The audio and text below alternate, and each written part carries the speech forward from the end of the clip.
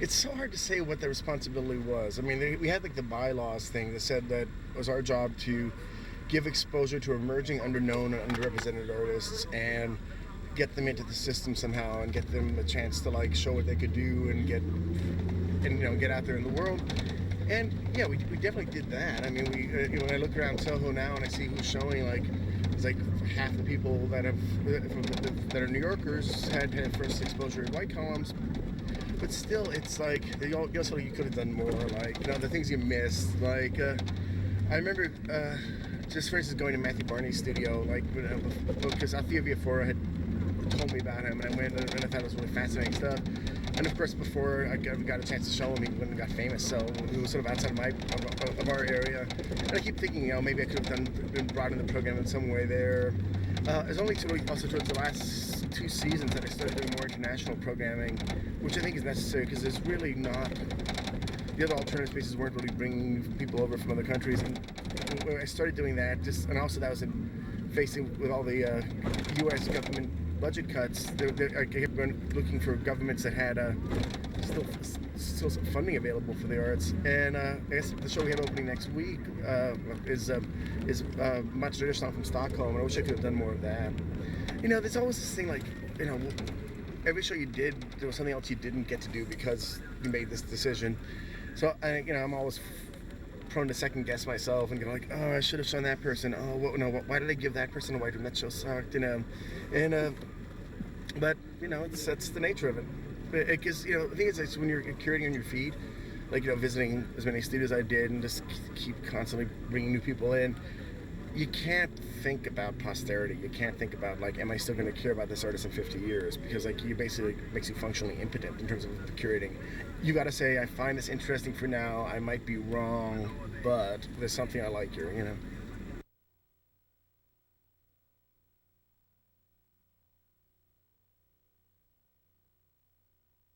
Officially, the artists and curators and critics on the board would oversee curating, and we'd have these meetings where I'd show slides of the upcoming season, and now they'd give me some feedback, but they weren't real involved. And one thing about ideologically, White Columns always felt that every exhibition had a sole curator, be it me or someone else. And we every season out of the 5 shows, 2 were guest curated. So. And the guest curated shows were picked by the same group, and that was part of the idea behind that was that I shouldn't be picking the guest curators, since the idea of the guest curators program was to have people who would see things differently than I would and pick artists that I wouldn't have shown. So that was always the balance. I had most of my fun though with the White Room program because I like being able to give someone a room and say, do anything you want here. I will not second guess you. I'll give you feedback if you ask for it. But if you want to come in, like when I look at Glenn Cedar, who's got a really great installation at the New York Kunsthal now, Glenn like took the room apart. Like I walked in and he was just like stripping the sheetrock off, building pedestals out of the sheetrock, taking the light fixtures down, casting them in dirt, and then having liquid plaster pour through holes in the wall. And I was like, Glenn, are you sure you can fix this? Are you sure you can do this? And he's like, there's still some scars that look on the wall that he didn't quite fix. And also I remember Millie Wilson was in the next gallery, and her work was really pristine. And like there were these waves of plaster dust coming out of Glenn's room. And finally she got frustrated and like staple gunned him in there with a big plastic sheet and like told him to come out after the plaster dust settled. And there was like this war going on. So I mean, the White Room was probably my most satisfying part for me.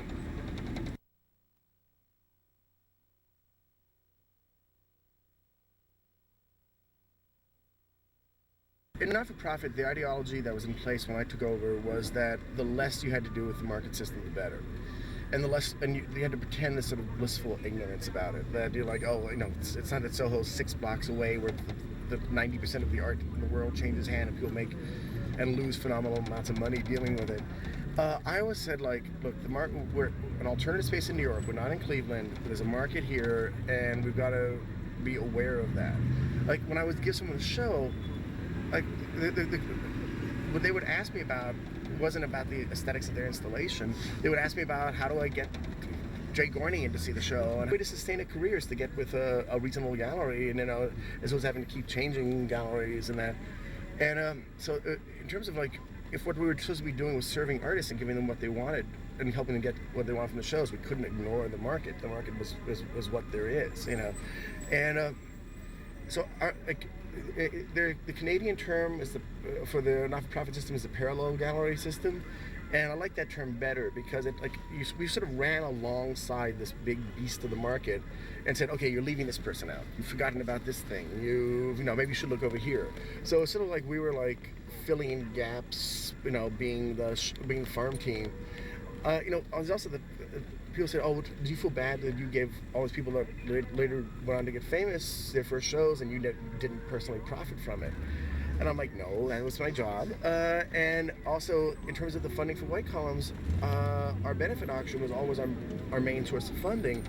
And the deal was those artists that had gotten their showcase at White Columns would donate work back. And most of them have been very consistently generous and been able to, even though they had their one show 9.5 years ago, but it was still a showcase that started them, and they still donated a piece every other year or every third year or whatever. So in terms of funding the organization, we profited from the fact that we picked good people. And that gets it's a sort of queasy-making area, though. It's like it's curating sort of this like horse race. Like you're a good curator if you pick more winners than Jeanette or someone other not-for-profit curators. And it's a really tricky question. It's like I know that my reputation was better because I had a reputation for picking winners, but then it's also not what you really want to be known for. You can't think about it that way yourself. That's an uncomfortable, ambiguous area. And the market is so weirdly unpredictable too. Like 3 artists I showed that have gone on to great success were Felix Gonzalez-Torres, Katie Nolan, now Joe Ridley. Those were all 3, I thought, the most like non-commercial looking installations. I remember walking into Katie's room and thinking like, I'd given her a key and she like stayed overnight or stayed like late into the night working on it. And I thought it was incredibly great. I said, but the market's never going to deal with this. Like beer cans in the corner and rubber mats folded up and geriatric walkers. And then she went on to be to great success. And Felix, I remember going, oh yeah, Felix, the market's really going to support the pieces you have to keep replenishing and giving away. It's like and I love the stuff. And actually, when I got into Felix's studio the first time, I think I was his first studio visitor, and I actually asked the price, and I bought a little piece. So I'm the first person that bought a Felix Gonzalez-Torres for myself for like $200. But I remember telling him, oh, the market's never going to be able to cope with this, And so you can't predict it, It's almost like you also keep thinking you should be able to predict it. You've watched this lightning bolt of success strike within your eye shot, dozens of times. You should be able to go, oh yeah, this is what the market's going to want. This is going to really please. And then you just, no way, you just can't figure it out. Whatever those systems are, there were people I showed that I thought were like just definitely going to fit right at the moment, and suddenly they're the ones who like gave it up and are directing videos for directing rock videos now. So it's been a really strange history to look at, and like this, and the way all these little groups of artists like would form, click and obsess about each other, and then suddenly like someone would start dating someone else, and then like they would just disband as a group, and like then these other cliques formed. And after 12 years of that phenomenon, it's like trying to like reconstruct that history. I was thinking, trying to remember who used to be friends with who and who isn't anymore. It's quite complicated.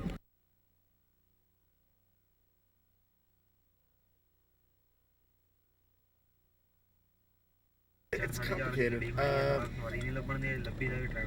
In most cases, I visited, before anyone got into a show, I visited the studio several times, knew the work well. Some people I'd visited for 6 and 7 years before they got their white room slot or some other slot.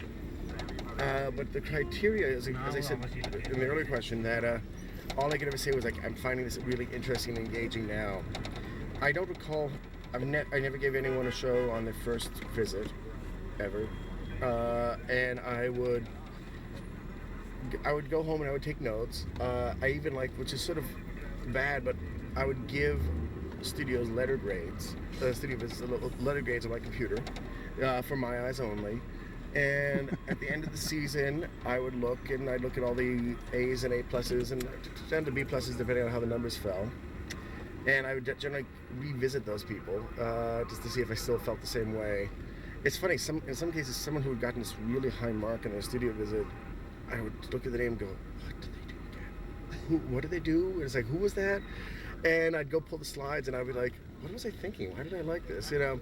So anyway, I was constantly taking notes. For the thematic exhibitions, I always had this possible show file on my computer, where I would just have this vague idea, and like I would like look about every month. I'd go in and like look at everyone I'd visited that might possibly fit into one of those shows, add their name onto the file, and then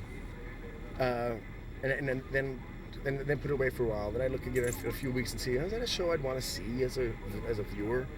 And only then, there was actually one horrible time when I was out on a trip, and I had a show on the schedule, but I hadn't confirmed with the artist yet. I hadn't confirmed with the artist list.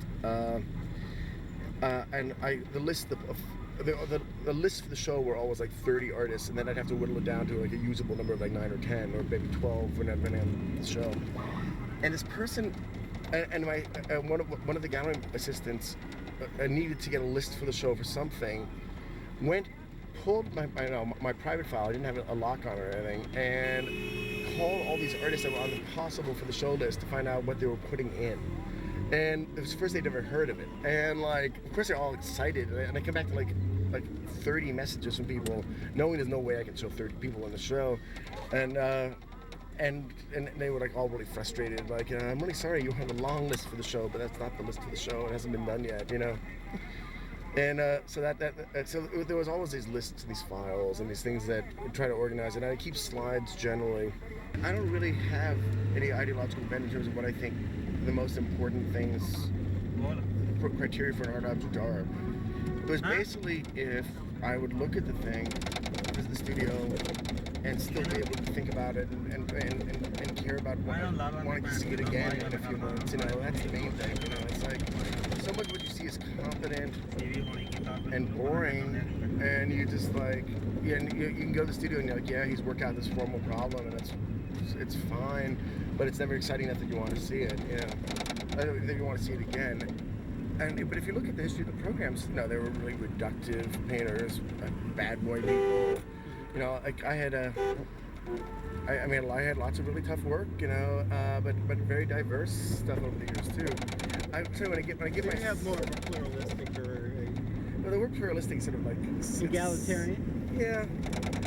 Basically, I sort of envision myself as a sort of meta viewer. I would look at more and see more. And what got me interested, I figured would get a less jaded palette, like, you know, orgasmic. So I figured, you know, if it could sort of like swim through all the visual clutter in my brain, everyone else would be like, wow. You know, the thing is, though, as I said before, I didn't control people once they had a white room. I said they could do whatever they wanted. And a lot of artists, smart artists, would outthink themselves. They would forget that the audience hadn't seen all the developmental steps in their studio, and they would have gone through like 12 steps in their head without having ever given the audience a way in. And some of these white rooms, you'd walk in and they were just like, what? You know, this wasn't what I picked, you know, but that's part of it. You know, like, that's part of the rules of the game.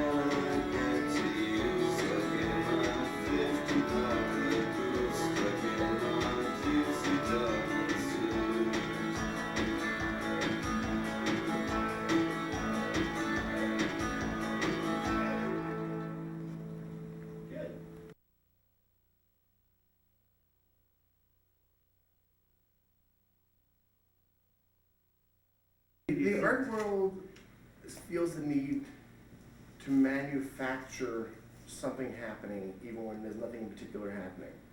Basically, in terms of like looking at the amount of artists I looked at, everyone was doing everything all the time. There was always people making expressionist paintings. There was always people doing figurative stuff. There's always people doing conceptual art, more conceptual installation pieces.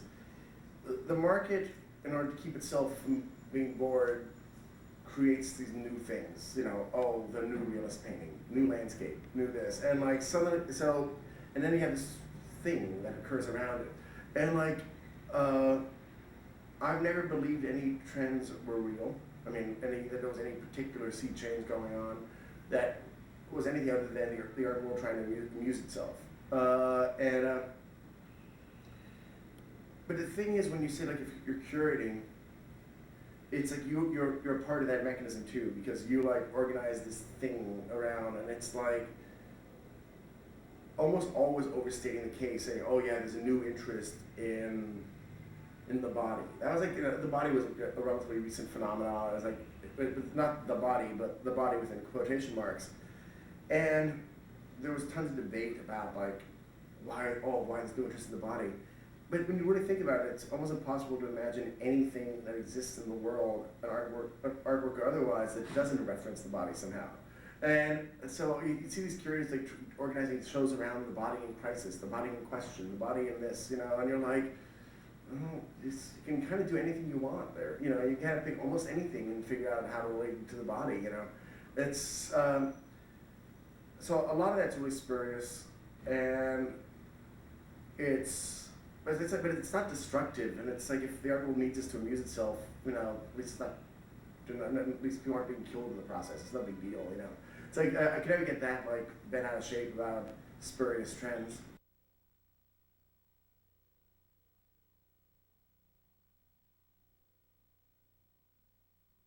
Part of this goes back to what we're talking about alternative spaces. How can, when my column celebrated its 25th year as the oldest alternative space, what exactly were we an alternative to anymore? It's like we were the institution, you know. I mean, we had our function as larger mechanism of introducing new people, which is fine. You know, someone had to do it. You know, it was a job, job that had to be done. So the institutions that have grown up, you know, they have schools that teach people how to be avant-garde and how to be provocative and how to push boundaries and reward that. And then you have people like curators like me who also look at the artists at our school, and I also like people who push boundaries, and I also reward that. And then and then moving up to Damien Hirst and Gagosian, you know, it's this thing, it's the same structure. And it's difficult to really feel bad about it. It's like, I guess the big corollary would be alternative rock music. It's like, I grew up as a punk rock kid. I had a punk rock band when I was 16 to 21. Had funny haircuts, the whole number. And this was 1976, 77, up through like 81. Now punk rock rules the world. Lollapalooza is this giant thing. Alternative acts are now mainstream. Like, you don't have Foghat to like complain about anymore in Boston. Now it's like Green Day rules, you know, in terms of the world, and Oasis, and all this kind of music that I really do like. But I hate the fact that everyone else likes it, and I hate the fact that there is no alternative anymore. And I keep thinking, oh, what's the next thing? What's the opposition now? You know, and it's just like, I don't care about techno and house and deep trance and all that jungle and all that type of music, which is supposedly the opposite of, oh, that's the real alternative. So I basically sort of come to terms with it. Yeah, the avant-garde is institutionalized, art is totally institutionalized, and it feels difficult to be part of the institution, to not be in this oppositional stance. But hey, it's like when your side wins, you're going to spend your time feeling bad about it? No, you just enjoy it.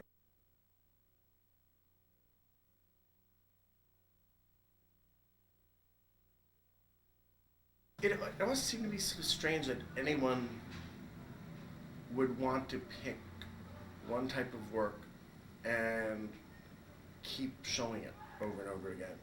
In that, just in terms of entertaining yourself, it's like, there's this Carrie Leibowitz painting that has the phrase, "I like spaghetti, but not every night."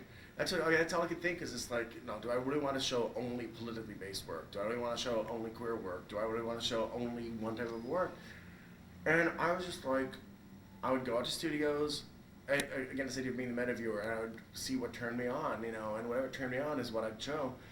And because I'm a human being with an attention span, and I don't find it pleasant to be bored. I would always be trying to find new types of work to show, new things that I hadn't seen before. And this is the simplest type of thing people would do is spaces would say, oh, we're not interested in painting because painting is bourgeois decoration. And I'm like, well, why painting? If I dig it, if I'm like, getting something from it, I'm like, I would never like not show painting. But one thing that was really fascinating was as soon as you do one show, you would create mythologies that people needed in order to try to figure out who you were as a curator. I remember, I opened up a show that was all painting, and someone said, "Oh, well, this means this means you don't hate painting anymore." And I'm like, "When did I ever say I hated painting?" But I realized that they had looked at an earlier show that had no painting in it and thought that's what I was, And like when the show that Paul Hawke curated at White Columns about what's skateboard culture and fantasy teenagehood, I said, Paul, be aware now that you've had your name on the card as the curator of the show, everyone who's done anything with a skateboard is going to come to you in the next few. It's just, you're going to get like a tidal wave of skateboard art because of having done this one show, and when anyone would say that they had surmised something about me from looking at the shows I'd done, I was always amazed that anyone could possibly think that they had gotten something specific out of an exhibition. It's just like something specific about meaning what I would like. I sometimes I'd get these calls from dealers who, whatever, they owed an artist a favor or whatever, and they would call and make an introduction and say, "Oh, I know you'll like this." And I was just like always amazed, like, how do you know? It's like, I don't even know when I go to a studio. How do you know? So it's really it's really based on my human nature that I always wanted to see something different on the walls. Also, I hate it when you go into a space and you just sort of know the type of art they show. Like, you sort of, the elevator opens and I'm like, I won't name particular gallery names, but some galleries' agendas are so narrow. I'm like, it's just like, this is the yellow polka dot gallery, and they show yellow polka dots with 5 different artist names on them, but they're all the yellow polka dots. And I'm like, why would you want to do that? That's right. You didn't have to say